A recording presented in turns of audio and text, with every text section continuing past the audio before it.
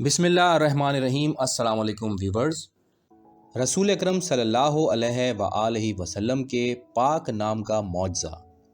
ایک دفعہ ایک یہودی توریت پڑھ رہا تھا کہ اس نے اچانک توریت میں ایک صفحے پر حضور پاک صلی اللہ علیہ وآلہ وسلم کا نام مبارک لکھا دیکھا۔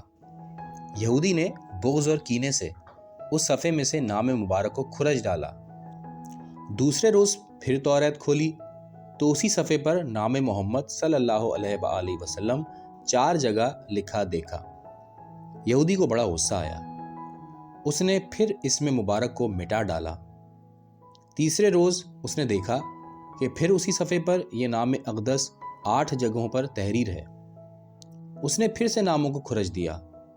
چوتھے روز اس نے نام محمد کو 12 مقامات پر لکھا دیکھا۔ اب تو اس کی حالت خراب ہو گئی، لیکن بار بار ایسا ہونے کی وجہ سے اس کا دل کچھ بدلا اور اس کو محمد کے نام پاک سے محبت سی پیدا ہوئی۔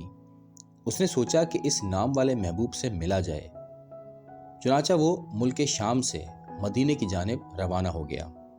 اتفاق دیکھیے کہ جب وہ مدینے پہنچا تو نبی اکرم صلی اللہ علیہ وآلہ وسلم کا وصال ہو چکا تھا۔ اس نے نبی پاک کی تلاش شروع کی تو اسے حضرت علی علیہ السلام مل گئے اور حضرت علی سے ہی اسے نبی پاک کے وصال کا علم ہوا۔ چنانچہ یہودی بہت بے چین ہوا اور حضرت علی علیہ السلام سے کہنے لگا، مجھے حضور اکرم صلی اللہ علیہ وآلہ وسلم کے بدن انور کا کوئی کپڑا ہی دکھا دیں۔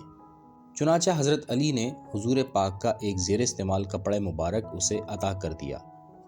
اس یہودی نے احترام سے اسے سونگھا، پھر حضور کے روضے مبارک کے سامنے آ کر کلمہ پڑھا اور مسلمان ہو گیا، اور دعا بھی مانگی کہ الہی، اگر تو نے میرا اسلام قبول کر لیا ہے تو مجھے اپنے محبوب کے پاس بلا لے۔